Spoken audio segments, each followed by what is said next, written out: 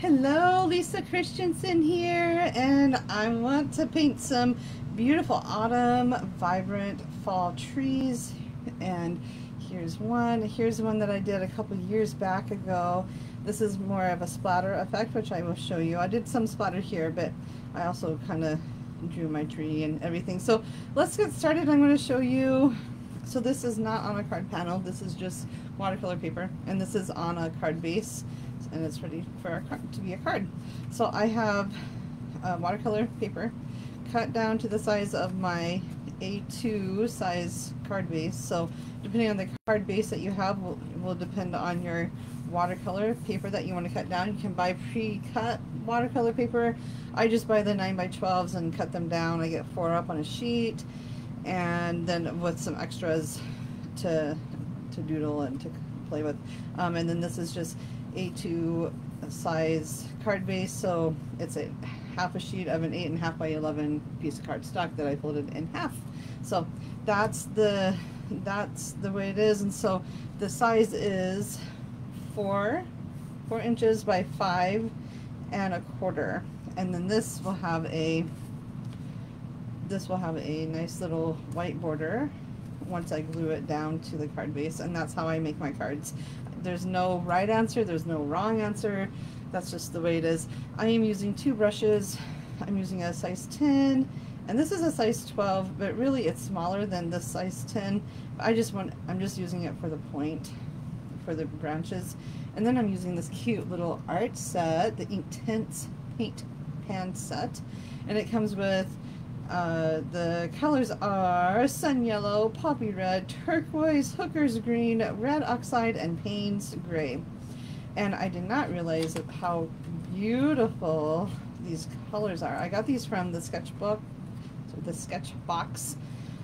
a couple weeks back, and I've been playing with them. You can kind of tell I've played with them a bit, and they are absolutely stunning. And so what I like to do is have like a little plate right here so I can mix my colors. You don't have to, that's just how I do it anyways.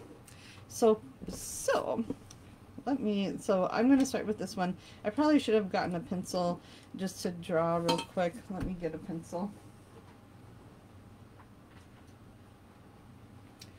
And trees are really fun. I enjoy painting trees a lot, and because there's no wrong way and there's no right way, and you can tell that I'm holding my pencil really loosely. That's because I don't want it to look stiff, if that makes any sense. And now I'm going to start this little V. I probably should have started it a little bit earlier, but oh well. I can always adjust that with an eraser. And this is a 6B. It's really dark. It was not my plan. I'm going to get an eraser. I don't love the shape of that tree.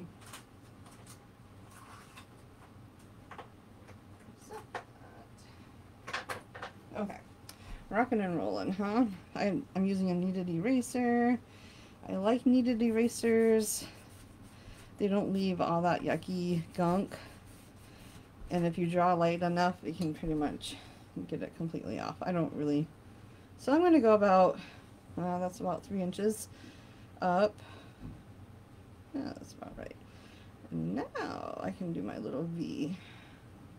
Trees are so much fun. I just think, I will be honest, when I give my dog a walk, I am always looking at trees. Like I just am. I think they're just beautiful. I haven't seen a tree that I haven't loved.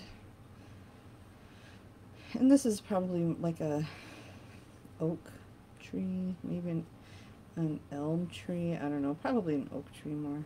We're gonna make another branch right here. So I just V them off, and I want them to look fairly normal. Like, I don't want it to look too stiff, and because if the drawing is stiff, then the painting is gonna look a little stiff, and I don't really want that either. There, I need another branch, but anyways, these remind me of a good nice little tree. And then I'm just gonna do like this little, there's my anchor, there's my ground, and then I'm gonna have some trees and bushes right here. And we got ourselves a nice little composition of a tree. So let's get started. Okay. And I know, okay. So first off, I wanted to show you guys some of these beautiful pigments before I start, because these are just gorgeous. So I always like to wet my paint first. And these are, I mean, I've played with this probably for a whole week, and this palette looks like I haven't even touched it, so that's always a good sign. But what I didn't realize is how beautiful this turquoise. I am such a sucker for turquoise, but look at that vibrant, beautiful turquoise. It is gorgeous. That's my sky. I usually use that for a sky, but look what you do when you put Payne's Gray. Payne's Gray is very blue. Some people will say it's a gray, and it probably can be if you mix a little bit of, oh, I would say yellow, but probably not yellow. I'm going to take some of this orange. If you dab some orange into it, then you get this really pretty gray color. But I would definitely call that blue, not a Payne's Gray that I'm used to, but it's still so pretty. And I just love the turquoise. And this is also a fun warm-up, just to see what kind of colors you can get. So look at how vibrant that red is. It's like they call it poppy red.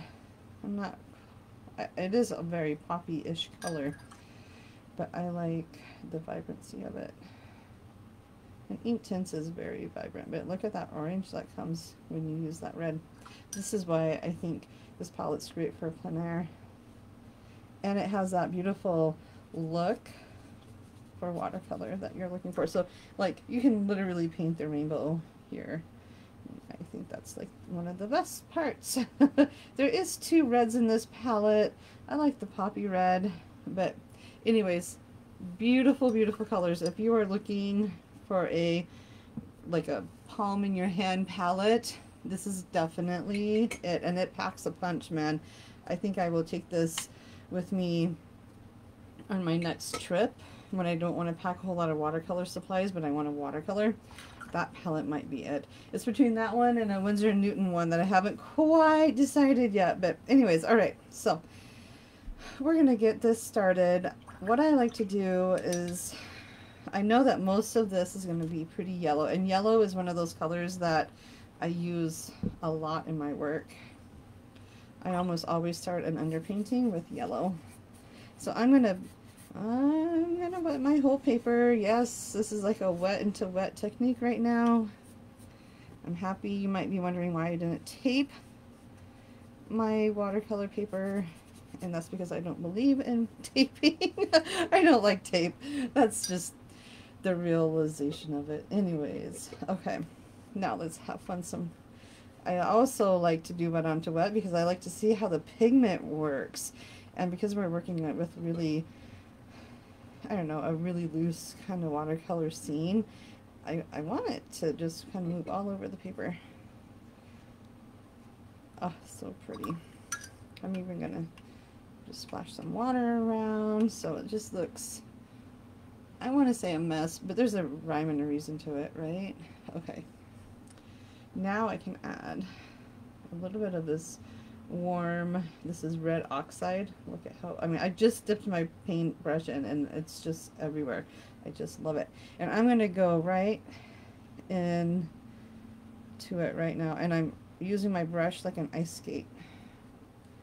Alexis Levine taught me to do that, and it has changed the way I paint. She also taught me not to tape my paper, because if you're using good paper, you don't need to tape it, which is very true. Now, it is doing its like little buckle thing. If it was a full sheet, it wouldn't buckle like this, but because it's so small, it does. Alright, I'm going to need some more yellow. Get that orange going. Ooh, gorgeous orange. I'm paying attention not to get any red up in here because that's where I want my greens to be. And I'm working fairly fast. And I do still want a lot of yellow. Like, I'm not to the point yet where I want to be decisive on the colors, but I do like that. And I am trying to stay away from the tree because I want some light and dark on my branches. So now that there's still, the yellow is still pretty wet right here, I can still add my greens to it. And I'm going to get that beautiful turquoise started, and then I'm going to add the green right in between the red and the turquoise, because I want the red. The red is going to mute the brown a little bit, and the turquoise is going to give it a more bluer look to it. So I got some really pretty greens happening right there, which is exactly what I want. And we're just going to start in on it. I also like to work fast. I just sort of painting, a plein air painting, and it was very impressionistic. It was actually really fun to paint. I enjoyed the whole process, and the buyer was like, I love your impressionistic style, and of course that made me like glow. I was so happy. But anyways, I do enjoy painting fast. Like, I know that it's just like in the early evening, right before, you know, I often will walk either in the afternoon on a fall day or earlier in the morning. So anyways, that's probably where this is coming from. But I'm going to add a teeny tiny little, I'm going to probably wish I hadn't, but I'm going to do it anyways. I'm going to add some blue right in here just to break off that white. And because the paper is so pretty wet, I feel like I can get away with it. And if it gets into the yellow, it's just going to look green. So I feel alright with that. Okay, that's looking good. And because I don't love I like a lot of texture, so I'm just going to splatter a little bit, let it dry. Alright, there's that. I'm going to let this whole thing dry, and I'm going to show you another technique where I don't draw and I just kind of go with it. Whew, you ready? Alright, this time I'm going to use a little bit of Payne's Gray in with the turquoise. Ooh, that was a lot of Payne's Gray. Whoops, that's alright. We'll just make it happen. Okay, this is going to be very watery, which is what I want. Okay, now when I'm starting with the sky, I really want to light wash. And I don't want it, skies are not like perfectly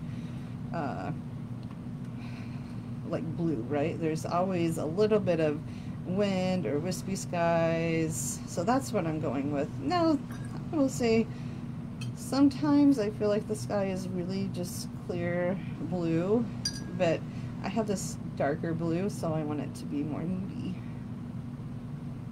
And it's like a fall card, and I feel like with skies, I'm going to get away with a nudie sky in the fall, and it's going to dry a lot later, but that's about what I want. I'm going to go all the way down and let it do its thing. Alright, now I'm going to take all the colors, whatever colors I want to start with. I will say that I do like to start with yellow and work my way darker. That's not always the case, but I think for now. So what I like to do, I'm going to get some paper towels right, and I'm going to kind of tell the paper towel where I want the paint and where I don't want the paint. And in this picture, in this card, I have it kind of this way, so that's what I'm going to do. So I'm tearing it at an angle, right? And then I'm just going to do that, and then I can do something like this. I think that will work. And of course I want it to dry a little bit faster, and I'm not letting it. But that's okay. It is still going to do what it needs to do. I'm going to tear. I always like using paper towels. It doesn't have to be perfect. I just kind of want a tree. I just want a tree top that kind of has this like look to it. That works. Okay. Let's make some magic. So I'm going to splatter. And I'm not just going to splatter yellow. I'm going to splatter all my colors. And it's a mess. So this is really fun for kids. I except for, I will say, maybe kids that are responsible and like to be clean but messy. Anyways. Okay. I'm going to start doing these live Facebooks every week. I'm so excited to be able to do this for you guys. I have been at school. I've been at school learning and developing my social media marketing skills. And I finally decided that I need to actually practice what I've been taught. So now I can go in and just get these puddles taken care of. It's not going to be perfect, and I'm not expecting it to be perfect. But what I want is like the look of trees, right?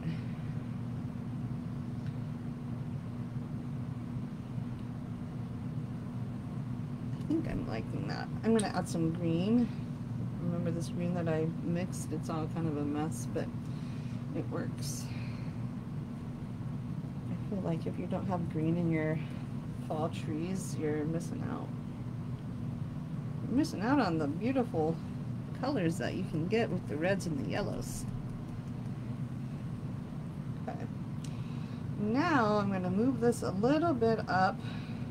It's looking like beautiful fall foliage, but I want it to have more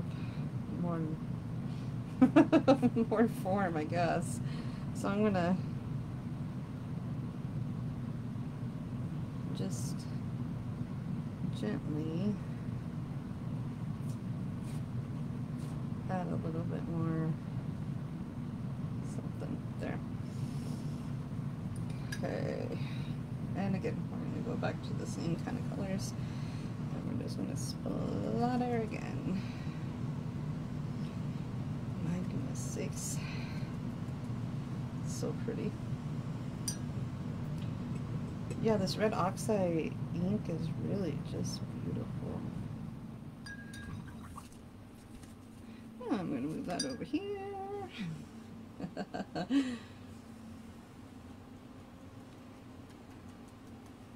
Alright, now I will say this, I'm going to do some of this green. It's going to be beautiful. I'm just mixing a little bit of red into that green. I don't know if it'll really matter. It might. Okay. Whoosh, that's looking really pretty. Let's take this off. That's looking good. We're going to take that off, and that's looking good. That looks really foily-ish. Alright, and I'm going to tip my page down just a little bit. And I see this becoming a tree, so I just let the water go and let all that water just drip down. And then I think I see this as a tree. So we'll let that drip down. And I think I see a small tree right over there, maybe in the distance that you can't quite see. Maybe another tree in the distance. And then here's definitely another tree. And I will probably have to add some bark to that. But then what I can do, I'm just getting a brown. I like making mud. That's one of my favorites. Okay, and we're just gonna have a nice little hill just like this. And I think I was trying to figure out if I want it to be more yellow, if I want it to be more green, but I think yellow might be the answer to start with. And then I can always just use the green. It's going to be a muddy-ish green, but that looks really pretty. That reminds me of a bunch of trees that I would see on my walk with my dog in the afternoon. Okay, and these are just going to be like trees in the background. Now you could spend the time and really let it dry and then come back and do some more, which I think I will. But for now, that's looking really good. Of course, I see a couple things that I wish, so I'm going to just lightly add a little bit more, and that's okay. That works. If you get splatter where you don't want them, just take your clean wet brush and wipe it away. And there we go. I'm going to let that dry, and we're going to add a little bit more. I almost want some sparkle, but I'm not there yet. So we'll let that dry. And there's my tree that needs some lots and lots of beautiful brush strokes to it. But you can tell that I got splatter on it, and that's okay. Just remember to move your stuff away when you splatter. But the green's going to go in with the rest of the painting, and it will look lovely, and it won't really matter in the end. Okay, so let's get this started. I'm going to start with this beautiful tree happening. I'm going to take my red oxide,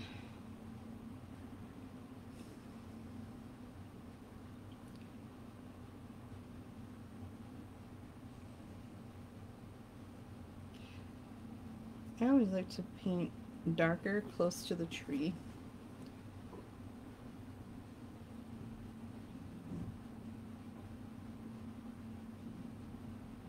No easy. Trying very hard to and oftentimes when we have watercolor, we're not painting a straight line. We want a lot of gradient. And so when I get to the point where I'm like, uh-oh, I have too much red on the, I will change to a different color. Maybe we're going to add just a tiny bit of this green. I don't know if that's really where it should be, but that's where it's going. Just to give it a little bit more color. That's looking really pretty. Okay. And then I'm just going to go back and forth between yellow and red and get a pretty green or a pretty orange. And then we'll work on the tree trunk. The tree trunk. Now you could have used masking fluid. Lots and lots of people use masking fluid. I personally think masking fluid is, again, more work than it's worth. So unless I have to use masking fluid, I don't. But this is where another brush comes in handy when you have a bunch of red and you don't need to wash it out yet. You just add pigment on another brush. And Yo Chang taught me that. She is a instructor over at Creative Bug, and I really like her. Okay. I'm putting a lot of orange on my palette, which is great, but not exactly what I'm looking for.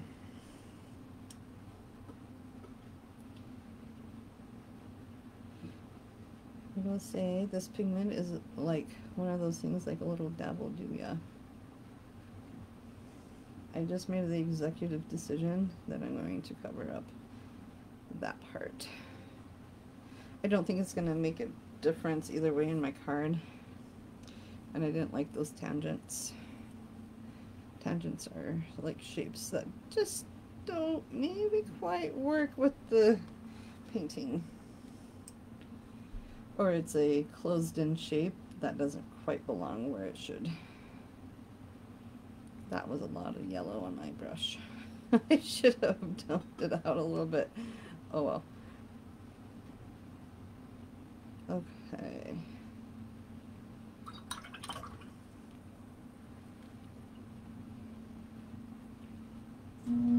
Alright, that's looking good, looking better. Now we can go down to the mid-ground.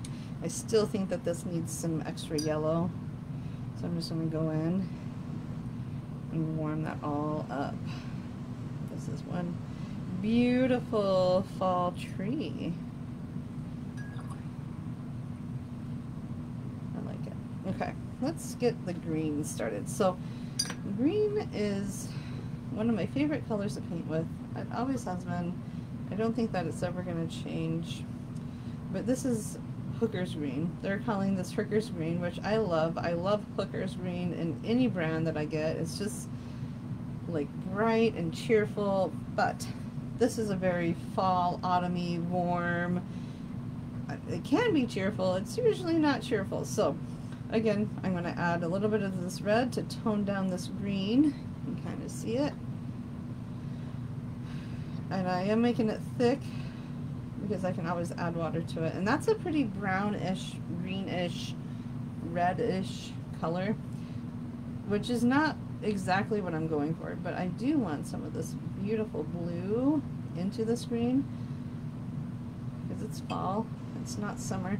If it was summer, I would say keep the bright green, but it is not. So there we go. Now we're on. Now we're on. All right. So in this picture, I had this like darker color right here, and then I had this brighter green right here. So I'm going to start with the dark, and I'm going to go right in here. And I'm just going to, I do want to give a lot of room. This is where the Inktense, I think, comes in. Like, it looks like it's ink. It doesn't necessarily feel like watercolor, even though it is. But you can still blend it, blend your shapes and your lines to where what you need it to be, and that's really fun. Okay, I think that will work. And now I'm going to take maybe a little bit more of this brighter green, and I'm just going to add that right into here, just to give it a little bit of contrast. And then I'm just trying to get some good depth happening. Because it's wet, the line is just going to blend quite lovely. Okay. And now I just don't want a hard edge. Now we got the tree and it's looking good. Now we can kind of make this pretty brown, and I really like the brown that I made. It has some green to it, so I'm going to add just a bit more red to it. And a little tiny bit of Payne's Gray, just to, I really love, once you make a brown, add a little bit of that blue, and it's just so stunning. Okay, I have the sun coming this way, so everything is going to be darker on the left side. So that's what I'm going to start with. If you guys are new to painting trees, I highly recommend painting a tree a day. That's what got me all excited, and it really does work. I took Angela Fair's challenge, oh my gosh, probably years ago, and that really helped, and I learned a lot, and she was a great teacher. Now I'm wetting my brush a little bit more, and I'm just going to blend in that. I don't need I'm going to have to go back in and make my darks darker, but I at least want to be able to have a little bit of light in the tree. But it can't be white, so it's going to do that. And that's looking better. I'm going to add more depth to it.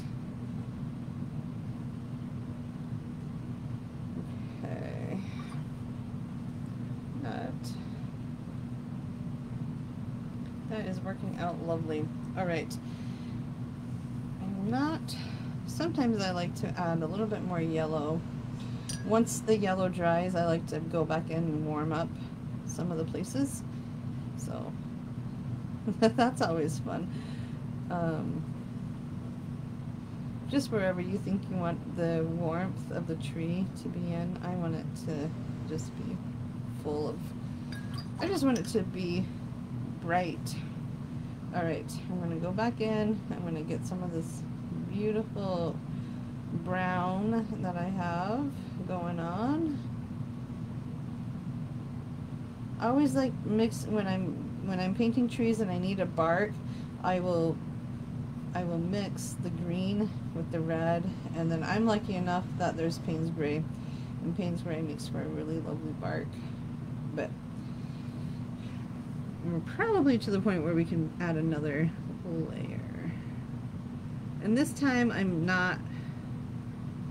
just using my artistic license. I don't necessarily plan on going all the way. And this one is going to have a little bit there.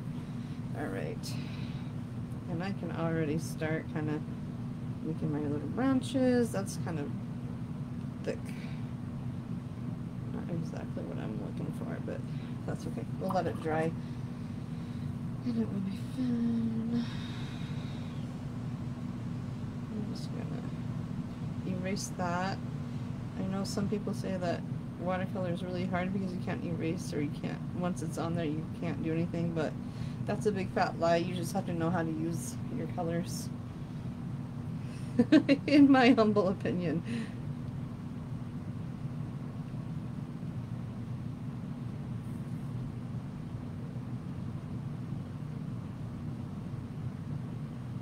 Yeah, that's looking better.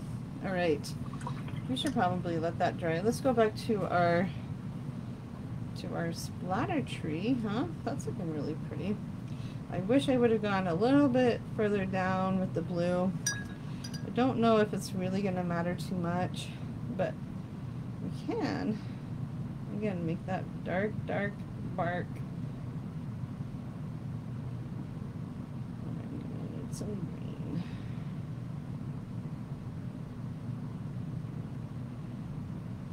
There. That is a good... And we'll just... If it's further away, I use a thicker stroke. If it's closer, I use a...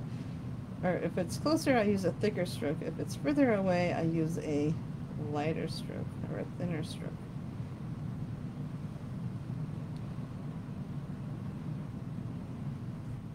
Oh, I got too much brown on my brush. Whoops. That's alright. We can erase it and add some of that yellow back in.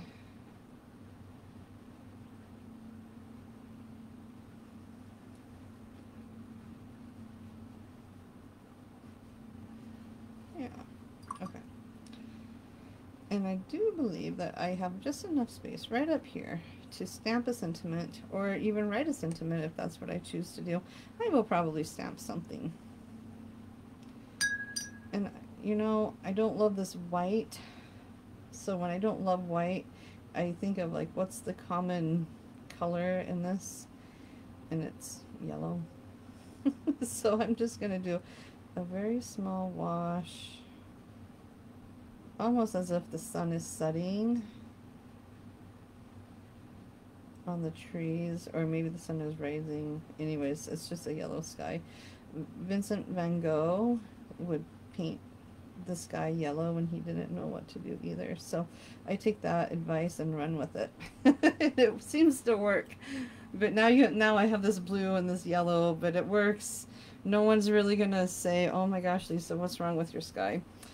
And it's just a watercolor card, so I'm still trying to play with my technique. But I see these colors all kind of mixed in together, so I'm gonna go back, do my splatter again, but I'm going to pay attention to here. And I think I'll start with the red. That seems to be like the right choice. Maybe. Maybe I'll be wishing I did green. I don't know. Oh, I just love this yellow. Oftentimes I will move this so the brush doesn't get like a certain way.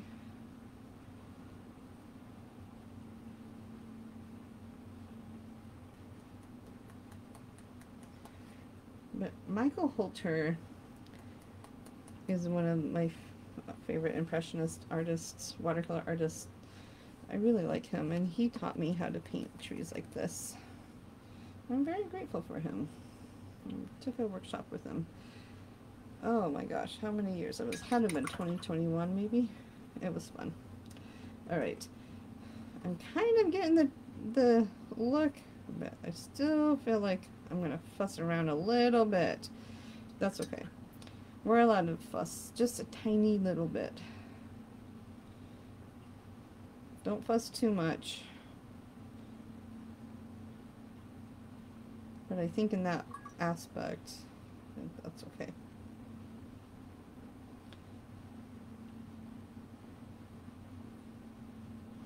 And my job here is to just make it look like there's trees. And I think I did that. And I think it looks very, very, like fall foliage. Just, yeah, quite lovely. I don't know what kind of trees these are, but that's okay. They're still pretty. Anyways, all right. One more.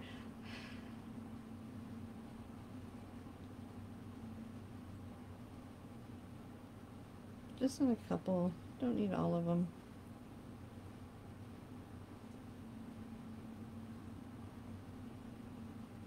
I think there should have been a branch there. Okay. And if you really want to get wild, maybe this one needs an extra branch right there and right there.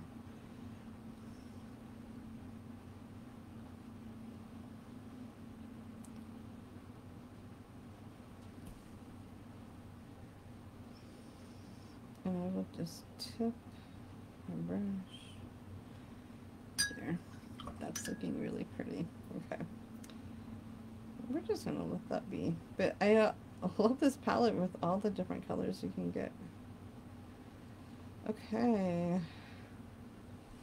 Alright, we're gonna call that one done. Now all I would have to do is I stamped the bottom, which you totally could.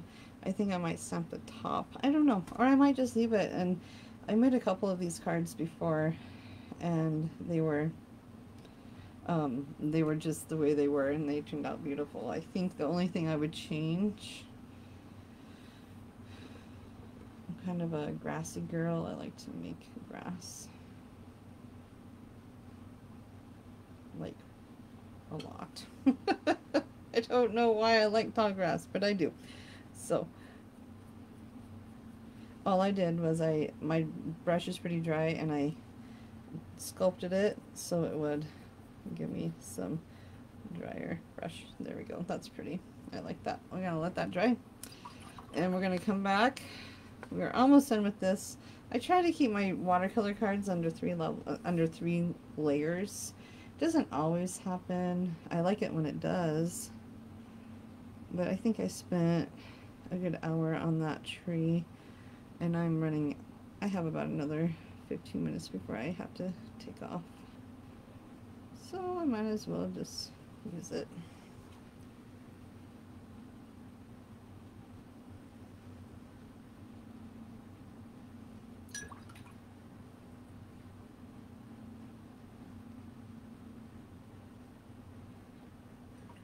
I might even just add some of that really pretty red just right in here.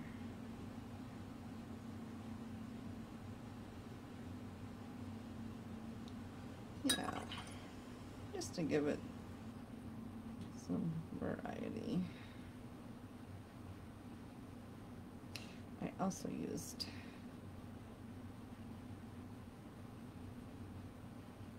like an anchor point just to add some of that detail. And then if I went straight with the red, I think that also will give it a nice little look. More fall.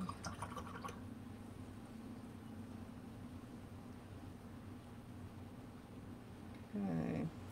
Now I think I'm going to do a little bit of splatter, but I'm going to be very, very careful. And if I get splatter where I don't want it to be, then I know that I can change it, but very lightly I'm just splattering. And usually I just splatter with what I have on my palette at this point.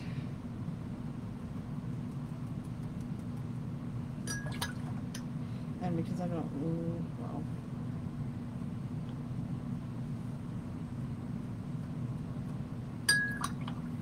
yeah, I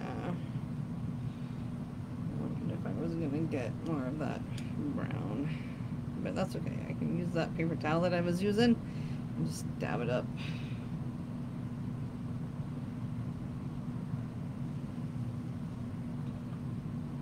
I need some more of that really pretty red.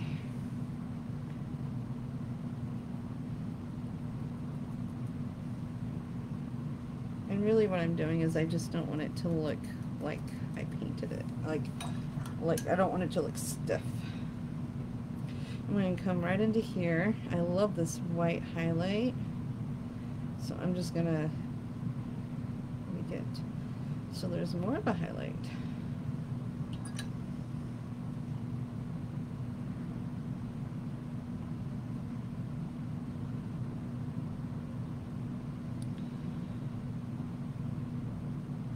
There. I'm probably fussing with this way more than I need to.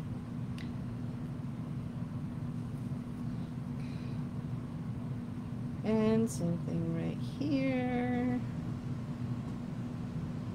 So with watercolor, I've learned that we have to push and we have to pull our values.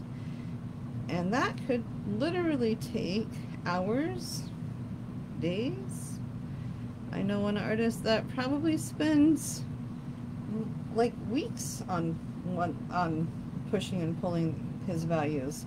His work is amazing. He's Nash Cox is his name, and he does a lot of like cars, like automobiles, but holy moly, he pushes his values over and over and over again, and I just love his work. It's very realistic, so totally different than mine, and I think that's why I like it. Anyways, so fun. Okay, we're gonna I need a little bit of really dark fun. We're just going to go right into this part right here, and then I'm going to call it done. I really don't know if I could do much more to make this look like better.